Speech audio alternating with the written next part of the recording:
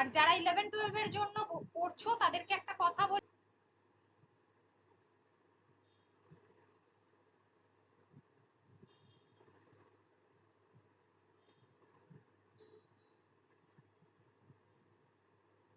আচ্ছা, বীরবাহুর মৃত্যুতে রাবণ, যেখানে বলবো যে এটি তোমাদের পিএসসি তে যেমন মেঘনাদ বধ আছে, তো এই যে অংশটা সেটা মেঘনাদ বধের প্রথম সর্গ থেকে নেওয়া হয়েছে। মেঘনাদ বধ কাব্য মাইকেল মধুসূদন দত্তের লেখা মেঘনাদ বধ কাব্য, যেটার প্রথম সর্গ থেকে নেওয়া হয়েছে। আমরা জানি যে 1824 সালে মাইকেল মধুসূদন দত্তের জন্ম হয় এবং 1873 সালে তিনি মারা যান। এখনকার কনটেক্সটে বাংলাদেশের যশোর জেলায় সাগরদাড়ি বলে একটি গ্রাম, যেখানে মধুসূদন দত্তের জন্ম হয়েছিল। মূলত তিনি খুবই সম্ভ্রান্ত পরিবারের একজন মানুষ ছিলেন, জমিদার ছিলেন। ওনার বাবা রাজনারায়ণ দত্ত, মাতা হচ্ছেন জাহ্নবী দেবী। ঠিক আছে, ওনার প্রথম স্ত্রী ছিলেন রেবেকা এবং দ্বিতীয় স্ত্রী ছিলেন হেনরিয়েটা। ওনার বিখ্যাত যে কাব্যগ্রন্থ মেঘনাদ বধ 1861-তে যার প্রকাশ, সেই মেঘনাদ বধের প্রথম সর্গ থেকে উল্লেখিত যে তোমাদের যে টেক্সট সেটা নেওয়া হয়েছে। ওনার অন্যান্য কাব্যগ্রন্থের মধ্যে বীরাঙ্গনা, ব্রজাঙ্গনা, তিলোত্তমা সম্ভব, চতুর্দশপদী কবিতাবলী, এগুলো সব কটাই উল্লেখযোগ্য। মেঘনাদ বধ কাব্য, যেখানে আমরা জানি মূল বিষয়বস্তু রামায়ণ থেকে নেওয়া হলেও রামায়ণে যেখানে রামকে নায়ক চরিত্র হিসাবে দেখানো হয়েছে, সেখানে এই কাব্যের মধ্যে রাবণ এবং ইন্দ্রজিৎ এই দুটি চরিত্রকে বেশি গুরুত্বপূর্ণ করে দেখিয়েছেন মাইকেল মধুসূদন দত্ত।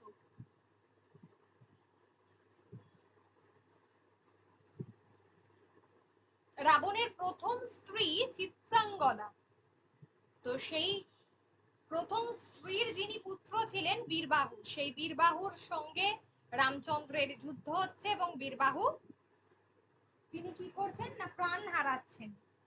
তো বীরবাহুর মৃত্যু হয়েছে। সেই বীরবাহুর মৃত্যুর পরে রাজা রাবণের সেই যে বুক ফাটা আর্তনাদ, সেটাই কিন্তু এই কাব্যের মানে কবিতার মধ্য দিয়ে উঠে এসেছে, কাব্যগ্রন্থের এই অংশটার মধ্যে দিয়ে উঠে এসেছে। এই অবধি যদি কারোর কোনো জায়গায় কোনো কোয়েশ্চেন থাকে বলতে পারেন।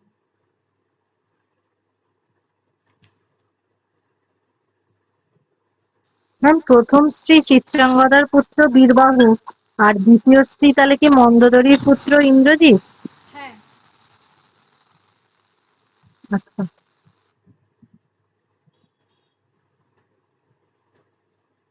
এটা রামায়ণের কাহিনী অনুসারে লেখা। আর প্রত্যেকটা কবির যে ব্যক্তিগত যে তাদের সম্পর্কে, তাদের জন্ম মৃত্যু সবটা পড়তে হবে। তাদের পিতা মাতা, ইভিন বললাম যে 1824 সাল, আমি নোটে দিয়ে দিয়েছি 1824 সাল 25শে জানুয়ারি মধুসূদনের জন্ম এবং 1873-এ তার মৃত্যু। তিনি একদম ছোটবেলা থেকেই তার মায়ের কাছেই লেখাপড়া শুরু করেন এবং তারপরে গ্রামের পাঠশালায় গিয়ে সেখানে বাংলা, সংস্কৃত, ফার্সি ভাষায় পর্যন্ত পাঠ গ্রহণ করেছিলেন। হিন্দু পুরাণ, প্রাচীন বাংলা সাহিত্য সম্পর্কেও তার জ্ঞান লাভ হয়। তারপর 1843 সালে আমরা বলছিলাম যে ওনার প্রথম স্ত্রী রেবেকা এবং দ্বিতীয় স্ত্রী হচ্ছে হেনরিয়েটা। কেন? তার কারণ হলো যে 1843 সালে মাইকেল মধুসূদন দত্ত খ্রিস্ট ধর্মে দীক্ষা নেন এবং এরপরেই ওনার নাম হয় মাইকেল। কারণ ওনার নাম প্রথমে ছিল মধুসূদন দত্ত, পরবর্তীকালে এটা হয়ে গেছে মাইকেল। তিনি ধর্মের প্রতি খুব একটা যে ধর্মানুরাগী ছিলেন এ কথা বলা যায় না। ইউরোপে তিনি গেলেন এই সময়টাতে, খ্রিস্ট ধর্ম গ্রহণ করলেন। তিনি এই সময় প্রেসিডেন্সি কলেজ বা হিন্দু কলেজে পড়াশোনা করছিলেন, সেটা ছেড়ে দিয়ে তিনি চলে গেলেন।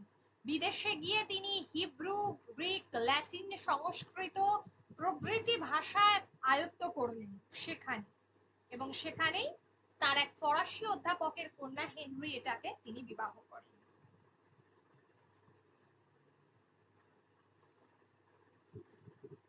তার প্রথম যে লেখা 1859 শর্মিষ্ঠা নাটক দিয়ে শুরু হয়, প্রথম সাহিত্য রচনা, এবং তারপর চতুর্দশপদী কবিতাবলী সমাপ্ত হয় 1864-তে।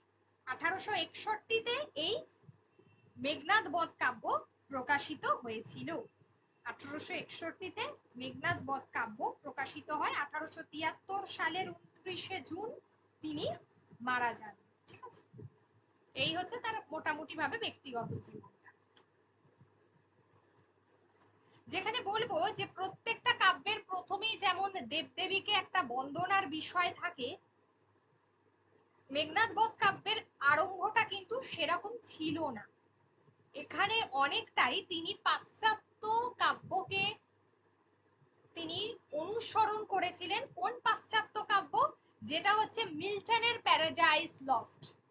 প্রশ্ন আসতে পারে, লিখে নিতে পারেন যে মিল্টনের প্যারাডাইস লস্ট এই গ্রন্থটিকে মাইকেল মধুসূদন দত্ত তার মেঘনাদ বধ কাব্যের প্রারম্ভে তিনি এটিকে অনুসরণ করেছিলেন।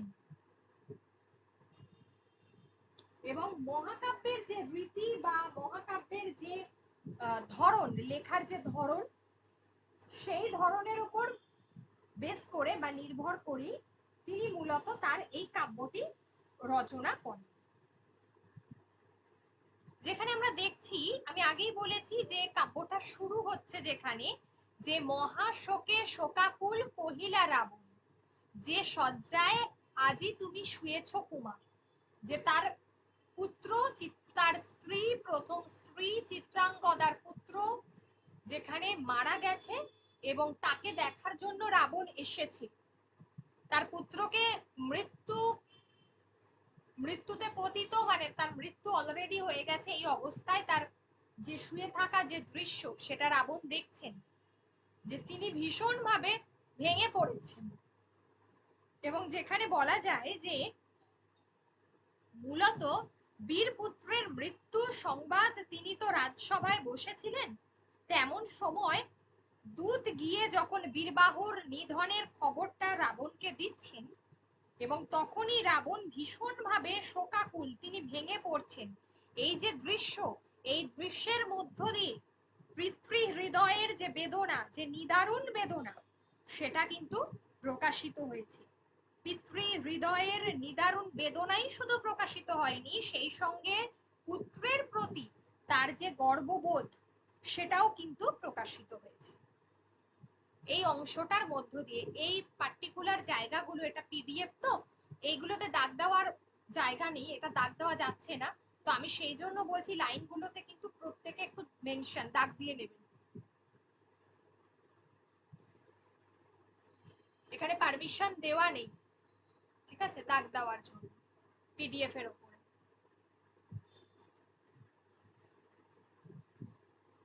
মহাশোকে শোকাকুল কহিলা রাবণ, যে শয্যায় আজি তুমি শুয়েছ কুমার। বীরবাহুর প্রতি বলা হলো। এরপর বলছে প্রিয়তম বীর কুল সাধ এ শয়নী সদা, যে তোমাকে এই যে তোমার কি বলে, কি দৃশ্য, ঠিক আছে, রাবণের বিলাপের মধ্য দিয়ে যেন একটা ট্র্যাজেডি ফুটে উঠছে। সমগ্র এই দুঃখ যেন তার একার নয়, এই সমগ্র দুঃখটাই হচ্ছে লঙ্কার দুঃখ। আচ্ছা, এখানে একটা জিনিস বলবো, যে রাবণ যে দূতের কাছ থেকে তিনি বীরবাহুর যে মৃত্যু সংবাদটা পেয়েছিলেন, দূতের নাম হচ্ছে মকরাক্ষ। মকরাক্ষ, ঠিক আছে, যাই হোক।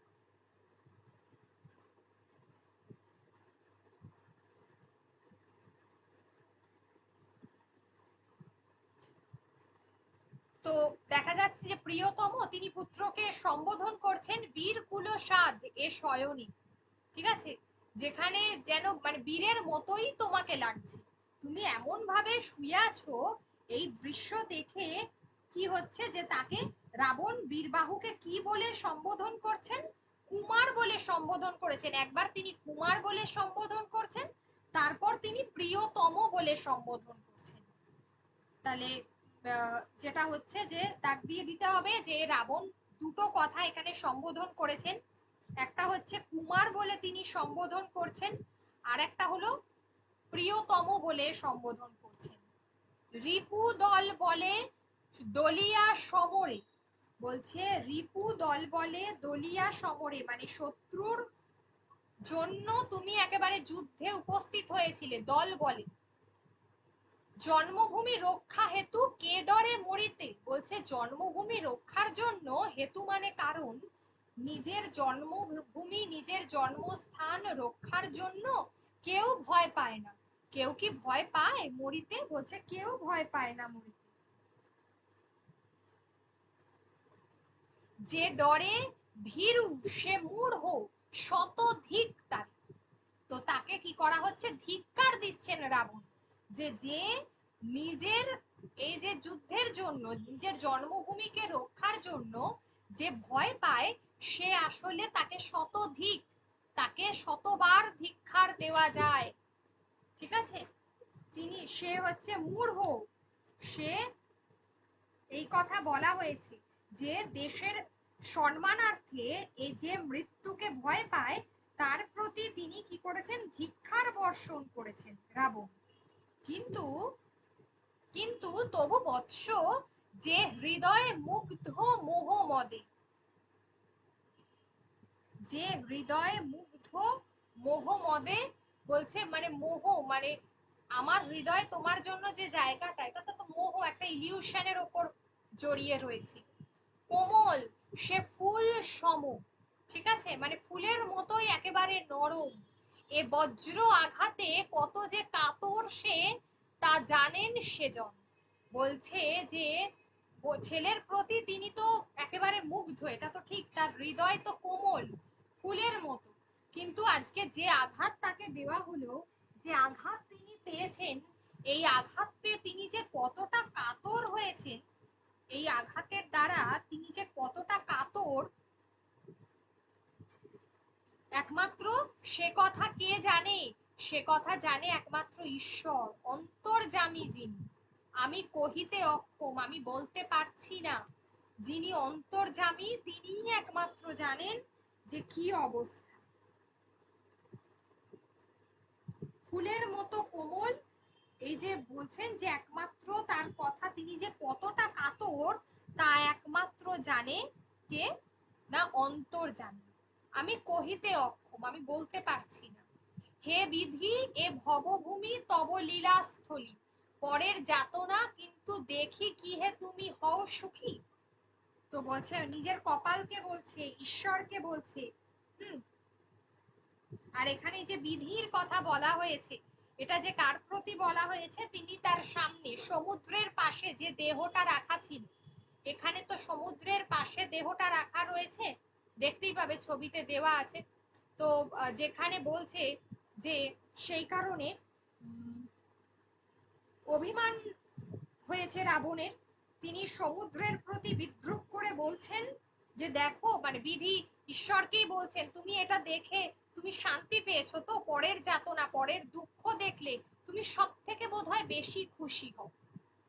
পিতা সদা পুত্র দুঃখে দুঃখী, বলছে পিতা সবসময় পুত্রের দুঃখে দুঃখী হয়, এ কথা বলার অপেক্ষা রাখে না। তুমি হে জগৎ পিতা একই রীতি তব, বলছে তুমি তো জগতের পিতা, আমি তো পিতা যে কিনা আমার সন্তানের দুঃখে অবশ্যই দুঃখী, কিন্তু তুমি হে জগৎ পিতা, তুমি তো সারা বিশ্বের পিতা, তাহলে তুমি এটাই কি তোমার রীতি? এটাই কি এটাই কি তোমার রীতি যে তুমি আহ, পুত্রের দুঃখ দেখে তুমি এখানে আনন্দ পাচ্ছ?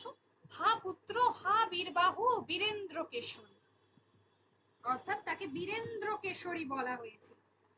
রাবণ তাকে বীরেন্দ্র কেশরী বলে সম্বোধন করেছেন, যে তাকে বীরেন্দ্র কেশরী বলে মানে তিনি হচ্ছেন বীরের সন্তান, বীর শ্রেষ্ঠ। হা পুত্র হা বীরবাহু, কেমনে ধরিব প্রাণ তোমার বিহনে, বলছে তোমার, তুমি যে থাকবে না, তোমার না থাকার সময় আমি কি করে এই প্রাণ রাখবো? এই রূপে আক্ষেপিয়া রাক্ষস ঈশ্বর, মানে রাক্ষসের যিনি ঈশ্বর, যিনি রাক্ষসদের পিতা, বা যারা, যিনি রাক্ষসদেরকে কি বলবো, জনক, তিনি আক্ষেপ করছেন, কাঁদছেন আর আক্ষেপ করছেন। রাবণ ফিরায়ে আঁখি দেখিলেন দূরে সাগর মকরালয়। কি দেখলেন দূরে? সমুদ্রকে দেখলেন। সাগর মকরালয়, মকর যেখানে হাঙরদের ঘর, কোনটা হাঙরদের ঘর? সমুদ্র। মেঘ শ্রেণী যেন অচল, ভাসিছে জলে শিলাকুল বাঁধা।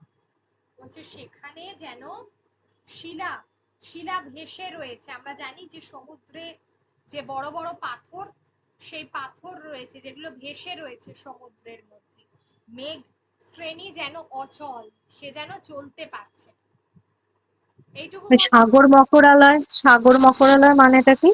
সাগর মকরালয় মানে হচ্ছে যেখানে সাগর, আর মকরালয় মানে যেখানে হাঙররা থাকে, অর্থাৎ এই সাগর মকরালয়কে এক কথায় সমুদ্র বলা হয়।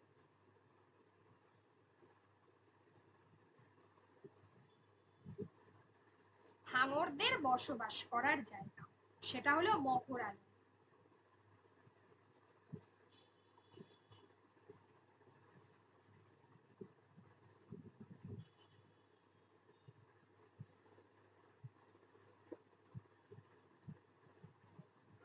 রাবণ যেখানে যেন চোখ, মানে দুই চোখ দিয়ে যেখানে সাগরের মধ্যে যে পাথরগুলো দেওয়া আছে সেই সেতু বন্ধ লক্ষ্য করছেন, যেন সমুদ্রের একটা বন্ধন দশা, মানে সমুদ্র চাইলে কি না করতে পারতো। তিনি সমুদ্রকে বলছেন সে যদি চাইতো তাহলে আজকে কি আদৌ কি না করতে পারতো, তাহলে কি আদৌ এই রামচন্দ্ররা এসে কি বলবো এই লঙ্কাতে এসে পৌঁছাতো?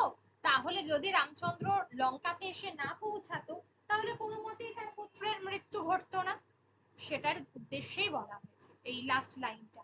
আচ্ছা এখানে বলবো 1 নম্বর, মহাশোকে এই লাইনে প্রথমে কি বলে সম্বোধন করা হয়েছে? কুমার।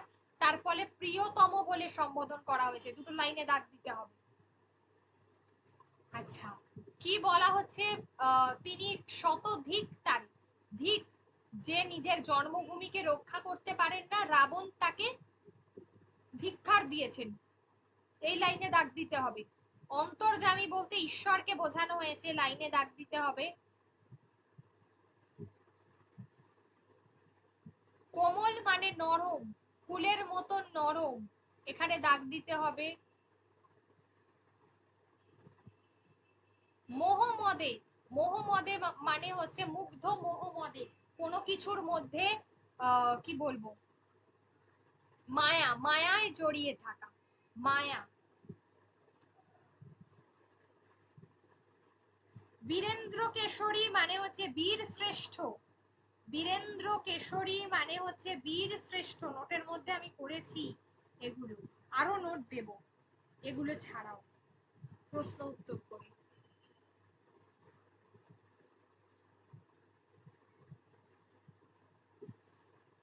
আচ্ছা এইটুকু তাহলে কারোর কোনো কোয়েশ্চেন আছে এইটুকুর মধ্যে? আর লাস্ট লাইনে দাগ দেবে যে সাগর মকরালয়, মেঘ শ্রেণী যেন অচল, ভাসিছে জলে শিলাকুল বাঁধা, এই জায়গা।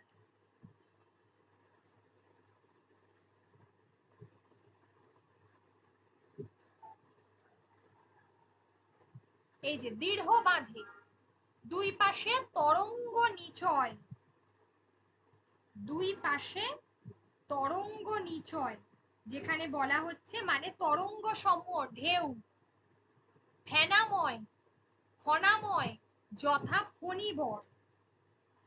ফেনাময় আমরা জানি যে সমুদ্রের জলের মধ্যে যেটা দেখা যায়, আর একটা হচ্ছে ফনাময়, যথা ফণিবর, সাপকে বলা হয়েছে। তিনি কি করছেন? সমুদ্রের উদ্দেশ্যে বিদ্রুপ করেছেন, যে তাকে ওই মানে তিনি যে ওই মালা পরে যেন বসে আছেন, তার উপরে যে পাথরগুলো রয়েছে, তিনি মানে কি বলবো অন্যের পদলেহন করে তিনি বোধহয় খুবই তাকে সুন্দর দেখাচ্ছে। বলছে যে দাশরথী তাকে কি উপায় হয় তাকে এত মানে তাকে কিভাবে কিনলো। ফেনাময় ফনাময় যথাপনিবর উথলিছে নিরন্তর গম্ভীর নির্ঘোষে, মানে জল, সমুদ্রের জল যেরকম গম্ভীর শব্দে সবসময় আহ যায় আর কি, জলগুলো সেটার কথাই বলা হয়েছে, যে সমুদ্রের যে জল দেখা যায় তার যে তীব্র আওয়াজ দেখা যায় সেটার কথা বলা হয়েছে। অপূর্ব বন্ধন সেতু রাজপথ সম প্রশস্ত, বলছে এই যে সমুদ্রের মধ্যে ওই যে পাথরের বন্ধনটা করেছে, মানে পাথরগুলো যে দেওয়া হয়েছে যেন একটা মানে কি সুন্দর রাজপথ গেছে। প্রশস্ত বহিছে জলস্রোত কলরবে, কলকল করে জলস্রোত বইছে। স্রোত পথে জল যথা বরিশার কালে, সেই পথেই বর্ষায় কি হয়, জল যায়। অভিমানে মহামানী বীর কুলোর সভ রাবণ, ঠিক আছে, বীর একটা বংশ, রাবণের তো উচ্চ বংশ, তো সেটার কথাই বলেছে, সেই বংশের রাজা রাবণ বলছেন অভিমানী, কহিলা বলি সিন্ধু পানে চাহি, সিন্ধু মিন্স সমুদ্র, সমুদ্রের দিকে চেয়ে তিনি বলছেন কি সুন্দর মালা আজি পরিয়াছ গলে, বলছে তুমি কি সুন্দর মালা আজকে গলায় পরেছো, এটাই বলছেন যে কি সুন্দর মালা আজকে কে পরেছে না, আহ, সমুদ্র পড়েছে, ঠিক আছে। তারপর বলছে যে তারপর বলছে যে প্রচেত, তাই তো, প্রচেত হা ধিক ওহে জল দলপতি, এই যে প্রচেত শব্দটার অর্থ যেটা হচ্ছে যে যেখানে বলা হচ্ছে তাকে, যে এক কথায় আমরা বলবো যিনি হচ্ছেন সমুদ্রের উদ্দেশ্যে বলা হয়েছে যাকে, ঠিক আছে, সমুদ্রের উদ্দেশ্যে বলা হয়েছে, এই যে জলটা যাচ্ছে, হা ধিক ওহে জল দলপতি, তোমাকে ভীষণ ভাবে ধিক্কার জানাই, তোমাকে ভীষণ ভাবে ধিক্কার জানাই। কেন বলছে এই কথা, এই কথা কেন বলা হচ্ছে তাকে, এই কথা তাকে এই কারণেই বলা হচ্ছে যে, এই কথা তাকে এই কারণেই বলা হচ্ছে যে এই কি সাজে তোমারে অলঙ্ঘ অজেয়, মানে যাকে লঙ্ঘন করা যায় না, আমরা তো জানি যে যাকে লঙ্ঘন সহজে কি বলবো টপকানো যায় না, যাকে যাকে সহজে টপকানো যায় না, তো সেই তাকেই বলা হচ্ছে যাকে সহজে জয় করা যায় না, এই তুমি অলঙ্ঘ অজেয়, হায় এই কি হে তোমার ভূষণ, এটাই তোমার গহনা, মানে এটাই তোমার গুণ। রত্নাকর সমুদ্রকে সম্বোধন করেছে, সমুদ্রের অপর নাম রত্নাকর। কোন গুণে কহ দেব শুনি, কোন গুণে দাশরথী কিনেছে তোমারে, দাশরথী দশরথের পুত্র রামচন্দ্রকে বোঝানো হয়েছে, বলছে যে কোন গুণে দাশরথী কিনেছে তোমার, তোমাকে যে দাশরথী কিনলো, কি সে কিনলো তোমাকে, কি জন্য কিনলো, সেটাই বলা হচ্ছে, যে কিভাবে তোমাকে কিনলো দাশরথী, কোন গুণে কি দিয়ে তোমাকে বশ করে কিনলো। প্রভঞ্জন বৈরী, প্রভঞ্জন বায়ু, বৈরী তুমি প্রভঞ্জন সম, ঠিক আছে, প্রভঞ্জন সম, প্রভঞ্জন বৈরী তুমি প্রভঞ্জন সম। এখানে প্রচেত হচ্ছে তাহলে সমুদ্রের কথা বলা হচ্ছে, প্রভঞ্জন মানে এখানে কার কথা বলা হয়েছে, প্রভঞ্জন কথার অর্থ হলো বায়ু, যেটাকে বলা হচ্ছে। আর আরেকটা হলো যে এখানে বলছে যে বৈরী, বৈরী কথার অর্থটা কি, বৈরী হচ্ছে শত্রু, শত্রুর কথা বলা হচ্ছে, বিরুদ্ধ পক্ষ, কিভাবে তোমাকে এইভাবে কিনবে, তুমি না বায়ুর বিরোধী, প্রভঞ্জন সম, বীর পরাক্রম, ভীম পরাক্রম, ভীমের মতো তোমার পরাক্রম, সেই শক্তি, কহ এ নিগুড় তবে পড়ো তুমি কোন পাপে, ঠিক আছে, বলছে তুমি এইরকম কোন পাপে হলে, তোমার যে এই রূপ, এরকম রূপ তো আমি আগে কখনো দেখিনি, তাহলে তোমার এই রূপ কিভাবে হলো। নিগড় মানে তোমার পায়ে এরকম শৃঙ্খল, এই নিগড় শব্দটার অর্থ হলো শৃঙ্খল, বেড়ি, কে এরকম বেড়ি পরিয়ে দিল। কহ এ নিগড় তবে পড়ো তুমি কোন পাপে, অধম ভালুকে শৃঙ্খলিয়া জাদুকর খেলে তারে লই, অধম ভালুকে, অর্থাৎ অধম ভালুককে যেমন জাদুকর শৃঙ্খল পরিয়ে নাচতে বাধ্য করে, সেরকমও দাশরথীও তোমাকে বোধহয় কি করেছে, পায়ে শৃঙ্খল পরিয়ে দিচ্ছে, তুমি তার কথায় উঠছো আর বসছো। আচ্ছা, এবারে বলছে কেশরীর রাজপথ কার সাধ্য বাঁধে বিতংশে, বিতংশে মানে বন্যলতা। এই যে লঙ্কা হৈমবতী পুরী, মানে সোনার লঙ্কা, কি অবস্থা, শোভে তব বক্ষস্থলে হে নীলাম্বুস্বামী। বলছে এই যে লঙ্কা, এ তো মানে কি বলবো, এটা তো সোনার লঙ্কা, ভূষণ যেন রয়েছে, ঠিক আছে। এই লঙ্কাকে রামচন্দ্র কিভাবে কি বলবো বন্ধন করলো, এটাই হচ্ছে রাবণের উক্তি। কৌস্তুভ রতন যথা মাধবের বুকে, কিভাবে মাধবের কাছে এটা থেকে গেল, সে কিভাবে তার ফাঁদে কিভাবে এটা ধরা পড়ল। কেন হে নির্দয় এবে তুমি এর প্রতি, বলছে কেন তুমি কেন মাধবের বুকে মানে শ্রীরামচন্দ্রের বুকে এইভাবে আটকা পড়ে গেলে। উঠো বলি বীর বলে এ জাঙাল ভাঙি, বলছে যে তুমি উঠে দাঁড়াও, তোমাকে তো তুমি এখন আমার ভরসা, ঠিক আছে, যে তোমাকে তো উঠে দাঁড়াতে হবে, তোমাকে উত্তর দিতে হবে যে তুমি কেন এই কাজ করলে। হৈমবতী পুরী মানে হচ্ছে স্বর্ণ লঙ্কার কথা বলা হয়েছে। কৌস্তভ যে রতন, রতনের কথা বলা হয়েছে, কৌস্তভ রতন তথা যথা মাধবের বুকে, এটা কার রয়েছে, নারায়ণের বুকে রয়েছে। নারায়ণের একটা অলংকার যেটাকে বলা হয়, নারায়ণের বুকে যে অলংকারটা থাকে তাকে কৌস্তভ রতন বলা হয়, ঠিক আছে, বিষ্ণু। আর জাঙাল বলতে কি বোঝায়, উঠো বলি বীর বলে এ জাঙাল ভাঙি। জাঙাল মানে এই চলো, এই যে ছোট যে জলধারা, এই যে তুমি বাঁধ, এই যে সেতু আছে, চলো এটাকে ভাঙতে হবে এবার, দূর করো অপবাদ, বলছে তোমার যে অপবাদ রয়েছে তা তুমি দূর করো। জুড়াও এ জ্বালা, বলছে আমার জ্বালা জুড়াও। ডুবায়ে অতল জলে এ প্রবল রিপু, শত্রু দলকে তোমার জলের মধ্যে ডুবিয়ে মার।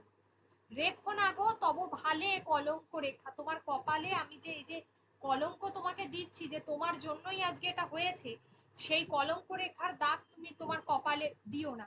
ভালে মানে হচ্ছে কপালে। হে বারীন্দ্র তব পদে এ মম মিনতি, বলছে আমি তোমাকে বারবার করে বলছি, এই যে তোমার কাছে এটা আমার একমাত্র মিনতি, তুমি চলো ওঠো জাগো, আর শত্রুর দলকে তুমি কি করো না, তুমি এই জলের মধ্যে ডুবিয়ে মারো। বারীন্দ্র বলতে সাগরের দেবতাকে বলা হয়েছে, সাগরের প্রভুকে বলা হয়েছে। এই কথা তব পদে এ মম মিনতি, বলছে তোমার কাছে এটাই আমার একমাত্র মিনতি। বলো, কারোর কোনো জায়গায় অসুবিধা হলো? জাঙাল মানেটা আরেকবার বলে দিন। হ্যাঁ, জাঙাল মানে হচ্ছে যেটা হলো, এই যে জাঙাল মানে হচ্ছে এই যে একটা বাঁধ দেওয়া হয়েছে, সেতু, সেটাকে বলা হয়েছে। যে চলো এ জাঙাল ভাঙি, তোমার জলের উপর, তোমার সমুদ্রের উপর যে এই যে সেতুর যে রাজপথ দেওয়া হয়েছে, সেটাকে তুমি ভেঙে দাও, দিয়ে তোমার জলস্রোতের মধ্যে এই পুরো শত্রু দলকে ডুবিয়ে মারো।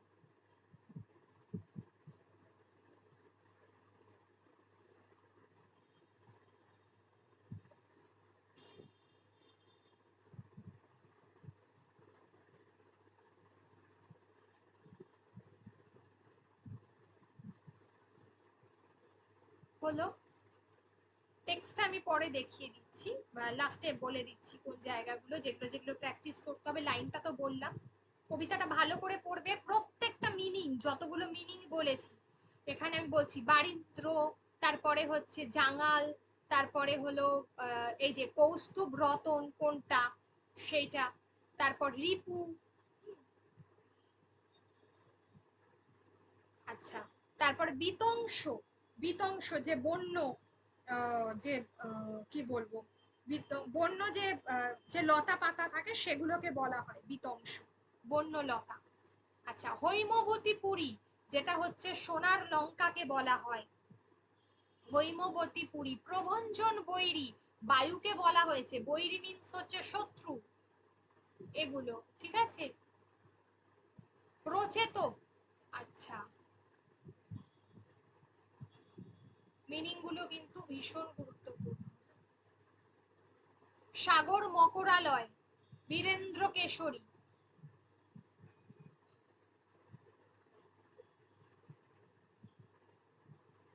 এগুলো সব ভালো করে পড়বে।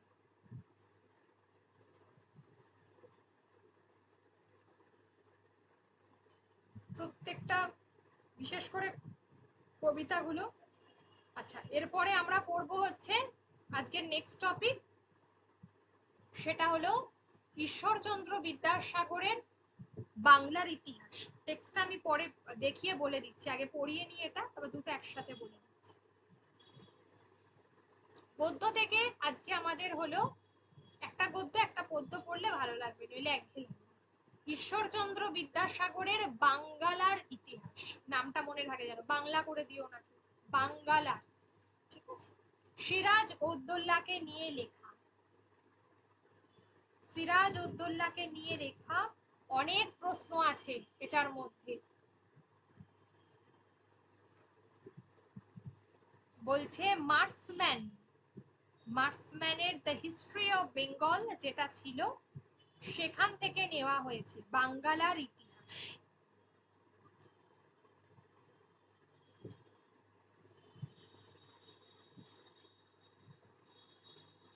মার্সম্যানের হিস্ট্রি অফ বেঙ্গল গ্রন্থটি থেকে নেওয়া হয়েছে।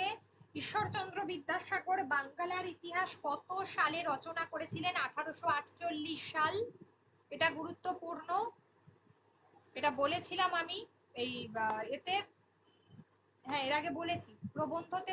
ঈশ্বরচন্দ্র বিদ্যাসাগর পড়িয়েছি না, এই পিএসসি তে ছিল না প্রবন্ধ সাহিত্যের ইতিহাসে, তো তখন আছিল টেক্সটটা।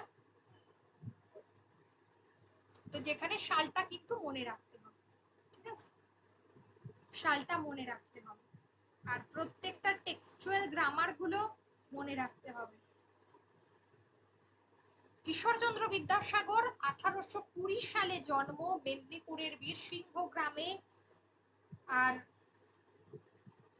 1820 আর 1891-তে তার মৃত্যু, 1891-তে তার মৃত্যু, ঠিক আছে।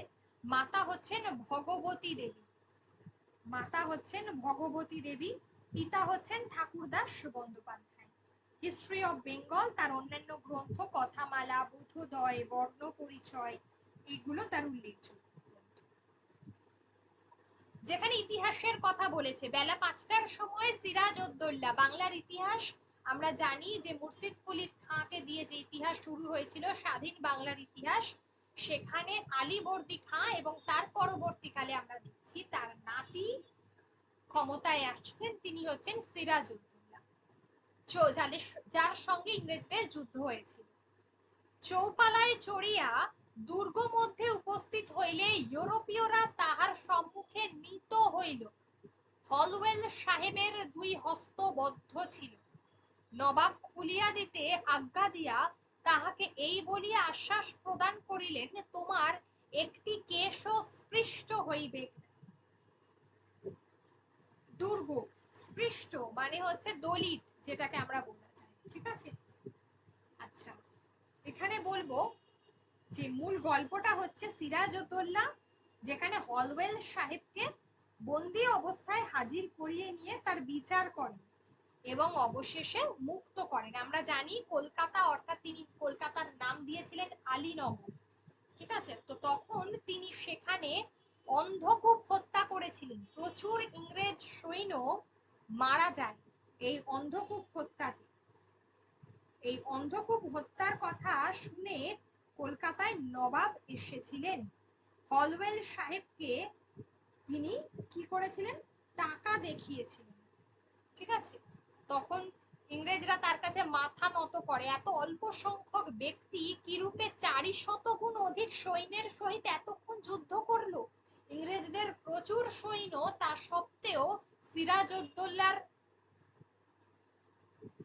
এত বেশি সৈন্য নয়, তা সত্ত্বেও তার সঙ্গে যুদ্ধ করলো। পরে এক অনাবৃত প্রদেশে সভা করিয়া তিনি কৃষ্ণদাসকে সম্মুখে আনিতে আদেশ করিলেন। কারণ তার মনে হয়েছিল যে কৃষ্ণদাস বোধহয় বিশ্বাসঘাতকতা করেছে। তাহলে এখানে যে বিশ্বাসঘাতকের কথা বলা হয়েছে তার নাম ছিল কৃষ্ণদাস। নবাব যে ইংরেজ দিগকে আক্রমণ করেন, কৃষ্ণদাসকে আশ্রয় দেওয়া তাহার এক প্রধান কারণ। কারণ এই কৃষ্ণদাসকে ইংরেজদের হাত থেকে, ইংরেজদেরকে তিনি বলেছিলেন যে তার হাতে যেন তুলে দেওয়া হয়, কিন্তু তারা, ইংরেজরা কি করেছিল, কৃষ্ণদাসকে তুলে দেয়নি। তার ফলশ্রুতি তিনি মনে করেছিলেন, মানে ইংরেজ সৈন্যদেরকে তিনি মেরেছিলেন। কারণটা এটা একটা বড় বিষয়, দাগ দিবে। তাহাতে সকলে অনুমান করিয়াছিল তিনি কৃষ্ণদাসের গুরুতর দণ্ড করিবেন, কিন্তু তিনি তাহা না করিয়া তাহাকে এক মহামূল্য পরিচ্ছদ পুরস্কার দিলেন। বেলা ৬-৭ ঘন্টার সময় নবাব সেনাপতি মানিকচাঁদের হস্তে দুর্গ সমর্পণ করিয়া শিবিরে গমন করিলেন। মানিকচাঁদ হচ্ছে কে না, মানিকচাঁদ হচ্ছে এখানে সিরাজউদ্দৌলার বিশ্বস্ত সেনাপতি। তাহলে সিরাজউদ্দৌলার বিশ্বস্ত সেনাপতির নাম এখানে কি, সেটা হচ্ছে মানিকচাঁদ। সমুদয়ে ১৪৬ জন ইউরোপীয় বন্দী ছিল। সেনাপতি সেরাত্রি তাহাদিগকে যেখানে রাখিয়া নিশ্চিন্ত থাকিতে পারেন এমন স্থানের অনুসন্ধান করিতে লাগিলেন। তৎকালে দুর্গের মধ্যে দীর্ঘ ১২ হাত প্রস্থে ৯ হাত এরূপ এক গৃহ ছিল। ঘরটা দেখো, দীর্ঘে ১২ হাত আর প্রস্থে ৯ হাত, ঘরটা কতটুকু, যেখানে বায়ু সঞ্চারের নিমিত্ত একটা ছোট্ট মানে গবাক্ষ, খুব সামান্য মানে বায়ু সেখান দিয়ে সহজে বেরোবে না। ইংরেজরা কলহকারী দুর্বৃত্ত সৈনিক দিগকে ওই গৃহে রুদ্ধ করিয়া রাখিতেন। ইংরেজরা বিভিন্ন বন্দীদেরকে ওখানে আটকে রাখতেন। নবাবের সেনাপতি দারুণ গ্রীষ্মকালে সমস্ত ইউরোপীয় বন্দীদিগকে ওই ক্ষুদ্র গৃহে নিক্ষিপ্ত করিলেন। তাহলে ওইটুকু জায়গায় একে তো শ্বাস নেওয়ার মতো বেরোবার জায়গা নেই, তো সেখানে এত সৈন্যকে আটকে দিলেন। ফলে তারা কি হলো, রাত্রিতে যন্ত্রণার কোনো পরিসীমা ছিল না। তারা পিপাসায় গরমে এক প্রকার শ্বাসরুদ্ধ হয়ে মারা গেল। তাহারা রক্ষক দিগের নিকট বারংবার প্রার্থনা করিয়া যে জল পাইল, তাহাতে কেবল তাহাদিগকে ক্ষিপ্তপ্রায় করিল। প্রত্যেক ব্যক্তি সম্মুখ রূপে নিঃশ্বাস আকর্ষণ করিবার আশায় গবাক্ষের নিকটে যাইবার নিমিত্ত কি হলো, আলটিমেটলি এখানে বিবাদ করিতে লাগিল এবং যন্ত্রণায় অস্থির হইয়া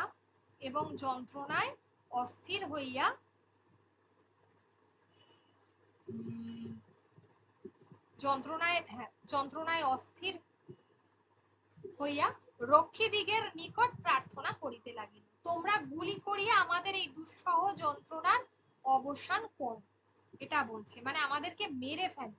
রক্ষীরা আলটিমেটলি এই কথা জানাচ্ছে, সিরাজউদ্দৌলার যারা সৈন্য রয়েছে তাদেরকে বলছে আমাদেরকে মেরে ফেলো। এবং গবাক্ষ বলতে যে এখানে জানালার কথাটা বলা হয়েছে, ছোট্ট মানে একদম ছোট্ট দিলে আমাদের এই যন্ত্রণার শেষ হবে। এক একজন করিয়া ক্রমে ক্রমে সবাই মেঝেতে পড়ে গেল এবং তাদের পঞ্চত্ব প্রাপ্তি হলো, তারা মারা গেল। অবশিষ্ট ব্যক্তিরা সব রাশির উপর দাঁড়াইয়া নিঃশ্বাস আকর্ষণের অনেক স্থান পাইল এবং তাহাতে মাত্র কয়েকজন জীবিত থাকে। পরদিন প্রাতঃকালে ওই গৃহের দ্বার উদ্ঘাটিত হইলে দৃষ্ট হইল ১৪৬ জনের মধ্যে মাত্র ২৩ জন বেঁচে আছে। তাহলে ১৪৬ জনের মধ্যে কতজন বেঁচে ছিল, কতজন মারা গেছে, আর মোট কতজন ছিল এই জায়গাটা, এটাকেই, এই ঘটনাটাকে কি বলা হয়, অন্ধকূপ হত্যা বলা হয়। এই লাইনগুলো গুরুত্বপূর্ণ। টোটাল বন্দির সংখ্যা ছিল ১৪৬।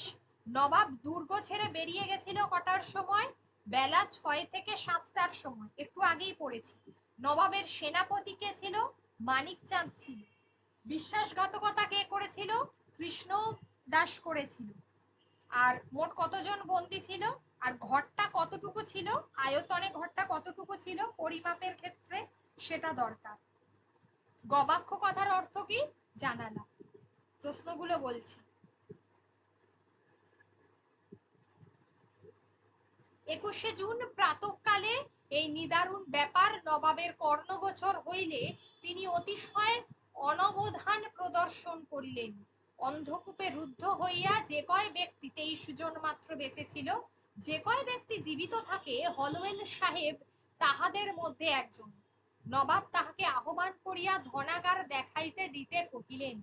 তিনি দেখাইয়া দিলেন, কিন্তু ধনাগারের মধ্যে 50 সহস্রের অধিক টাকা পাওয়া গেল না। তাহলে তিনি টাকা দিতে চেয়েছিলেন হলওয়েলকে, ধনাগার দিয়ে মুখ বন্ধ করা আর কি। তো সেখানে কত টাকা পাওয়া গেছিল, মানে 50,000 সহস্র।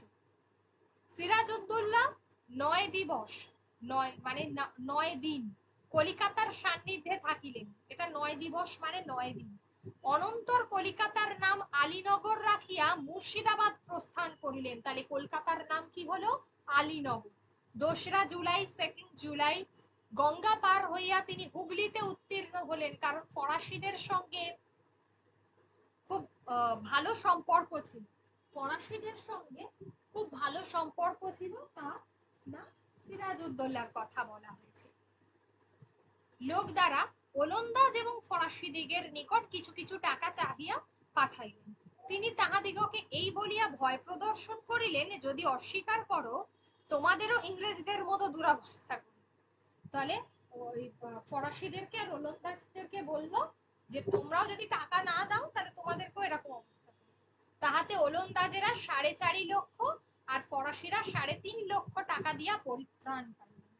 তাহলে কারা কত দিল, ওলন্দাজেরা 4.5 লক্ষ আর ফরাসিরা 3.5 লক্ষ। গুরুত্বপূর্ণ, ঠিক আছে। এটা যে বৎসর কলিকাতা পরাজিত হইল ও ইংরেজরা বাংলা হইতে দূরীকৃত হইলেন, সেই বৎসর অর্থাৎ 1756 খ্রিস্টাব্দে দিনামারেরা, ঠিক আছে, এই দেশে মানে ডান্স যাদেরকে বলা হয় ইংরাজিতে, ঠিক আছে, তারা এখানে বলল। ডাচ ওলন্দাজ যারা, তাদেরকে বলা হয়। এই দেশে বসবাসের অনুমতি পাইয়া শ্রীরামপুর নগর সংস্থাপিত করলেন। তাহলে শ্রীরামপুর নগরে দিনামারেরা কবে এসেছিল, আর তারা কোন নগরটি স্থাপন করলেন 1756-তে, সেটা হলো ওই শ্রীরামপুর। সিরাজউদ্দৌলা জয়লাভে প্রফুল্ল হইয়া পূর্ণিয়ার অধিপতি পিতৃব্য পুত্র শওকত জং, পিতৃব্য পুত্র মানে পিতার তুল্য পুত্রকে শওকত জং আক্রমণ করা স্থির করলেন। তিনি ভাবলেন এবারে শওকত জং, ঢাকার শওকত জংকে তিনি কি করবেন, স্থির করলেন, আক্রমণ করবেন। বিবাদ উত্থাপন হলো। এই জায়গা থেকেই মেনলি কিন্তু শুরু হলো এই জগৎ শেঠ বা মির্জাফর এবং ইংরেজ এই প্রত্যেকের সাথে একটা কোন্দল, ঠিক আছে। এবং তার মধ্যে তো এই ঘৃতাহুতি দিয়েছে, এই অন্ধকূপ হত্যা, ইংরেজের এত সৈন্য মেরে দিয়েছে, ইংরেজরা কি আর ছেড়ে দেবে। বিবাদ উত্থাপন করিবার নিমিত্ত আপন এক ভৃত্যকে ওই প্রদেশের ফৌজদার নিযুক্ত করিয়া পিতৃব্য পুত্রকে এই আজ্ঞাপত্র লিখিলেন, তুমি অবিলম্বে ইহার হস্তে সমস্ত বিষয়ের ভার দিবে। এই ঔদ্ধত্য যুবা পত্র পাঠে যুবক বয়সে, এমনিতে সিরাজউদ্দৌলা খুব কম বয়সে কিন্তু তোমার কি বলে নবাব হয়েছিলেন, ঠিক আছে, খুব কম বয়সে।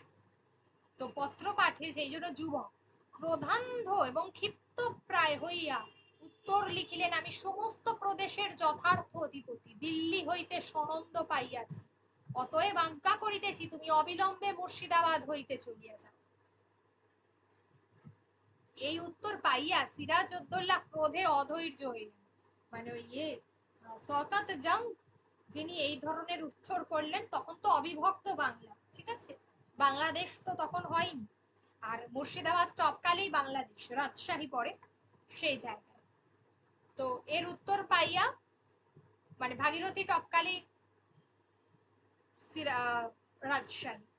সিরাজউদ্দৌলা ক্রোধে অধৈর্য হইলেন এবং অতি তরায়, খুব তাড়াতাড়ি সৈন্য সংগ্রহ করিয়া পূর্ণিয়া যাত্রা করিলেন। পূর্ণিয়া ঢাকার কাছাকাছি একটা জায়গা। এই অবধি অসুবিধা আছে কিছু বলো?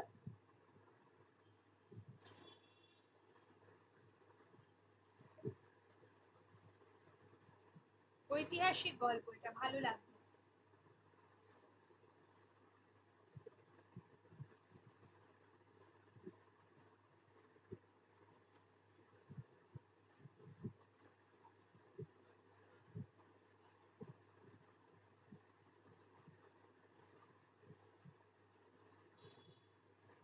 আচ্ছা, শওকত জং এই সংবাদপত্র পাইয়া সৈন্য লইয়া তদাভিমুখে কি করলেন না তদভিমুখে আগমন করিতে লাগিলেন।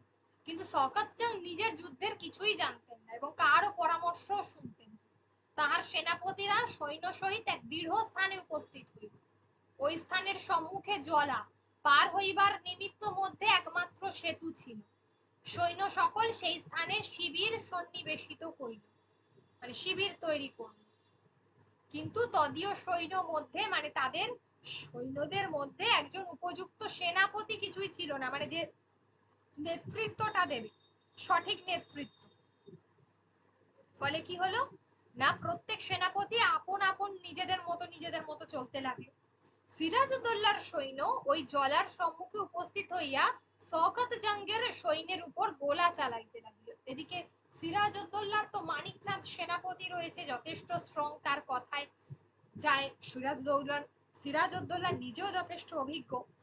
বড় বড় কামানের গোলাতে তদীয় সৈন্য ছিন্ন ভিন্ন হইলে তিনি নিতান্ত উন্মত্তের ন্যায় স্বীয় অশ্বারোহীদিগকে জলা পার হইয়া বিপক্ষ সৈন্য আক্রমণ করিতে আজ্ঞা দিয়ে দিলেন। তাহারা অতি কষ্টে কর্দম পার হইয়া শুষ্ক স্থানে উপস্থিত হইবা মাত্র সিরাজউদ্দৌলার সৈন্য অতি ভয়ানক রূপে তাহাদিগকে আক্রমণ করল। মানে জানেই না সামনে কি করে ওটাকে পার করতে হবে। শওকত জং বলে দিয়েছে, সৈন্যরা অনেক কষ্ট করে পার হলো, আলটিমেটলি সামনে গিয়ে পড়লো সিরাজউদ্দৌলার। খুবই মানে যুদ্ধ হচ্ছে, এমন অবস্থায় অত্যাধিক সুরাপান করিয়া এমন মত্ত হইলেন যে আর সোজা হয়ে দাঁড়াতে বসতে পারলেন। তাহার সেনাপতিরা আসিয়া তাহাকে রণস্থলে উপস্থিত থাকিবার নিমিত্ত অতিশয় অনুরোধ করিতে লাগিলেন। পরিশেষে ধরিয়া থাকিবার নিমিত্ত এক ভৃত্য সমেত তাহাকে হস্তিতে আরোহণ করাইয়া জলার প্রান্ত ভাগে উপস্থিত করিলেন। মানে তার তো দাঁড়ানোর মতো বসার মতোই অবস্থায় নেই, সে এত সুরাপান করেছে, সে যুদ্ধ কি করে করবে। এমন অবস্থায় শত্রুপক্ষ থেকে একটা গোলা এসে কপালে লাগলো, তিনি তৎক্ষণাৎ পঞ্চত্ব প্রাপ্ত হইলেন। মানে তার এই একজন ভৃত্য সমেত সৈন্যেরা তাহাকে প্রাণ ত্যাগ করিতে দেখিয়া শ্রেণীভঙ্গ পূর্বক পলায়ন করিল, পালিয়ে গেল। 2 দিন পরে নবাবের সেনাপতি মোহনলাল, তাহলে আমরা দেখো এখানে কি কি পাচ্ছি। এখানে দুজন সেনাপতির কথা আমরা পেলাম। নাম্বার 1 কে ছিল? মানিকচাঁদ। নাম্বার 2 হচ্ছে একদম শেষে গিয়ে মোহনলালের কথা পাচ্ছি। সিরাজউদ্দৌলার দুজন খুবই দক্ষ সেনাপতি পূর্ণিয়া অধিকার করিলেন এবং তথাকার ধনাগারে প্রাপ্ত ন্যূনাধিক 90 লক্ষ টাকা মানে হচ্ছে 90 লক্ষ টাকা ও শওকত জংয়ের যাবতীয় অন্তঃপুরিকাগণ মুর্শিদাবাদে পাঠাইয়া দিলেন। মানে যাবতীয় যা কিছু আছে সব কিন্তু পাঠিয়ে দিলেন।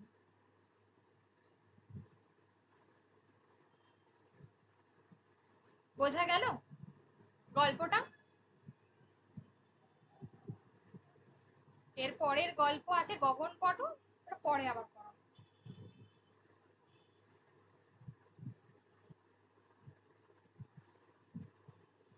কবে নেবেন? কোনটা? এই দুটো প্রত্যয়টা? প্রত্যয়টা প্রত্যয় সানডে এই রবিবার নেব।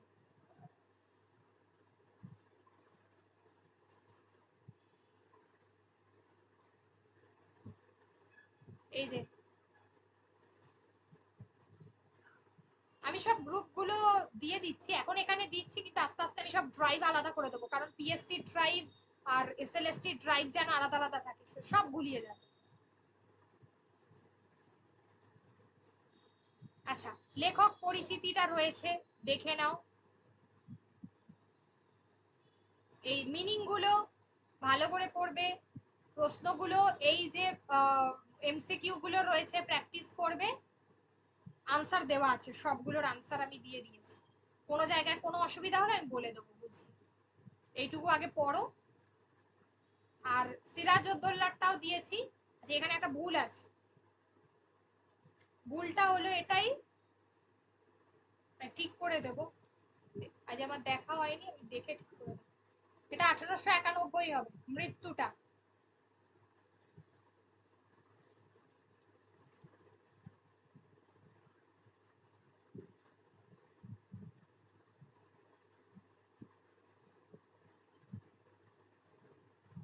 বিদ্যাসাগরের মৃত্যু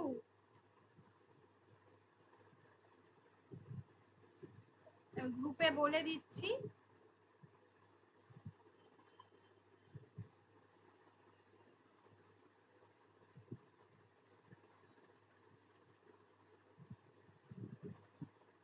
হ্যাঁ, 1891 29শে জুলাই হবে, ঠিক আছে।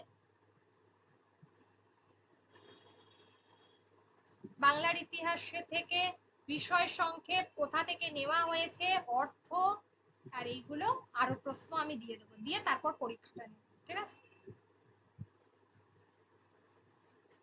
দুটো যে পড়ালাম, কারোর কোনো জায়গায় অসুবিধা হলো কিনা বলো। সালগুলো, নামগুলো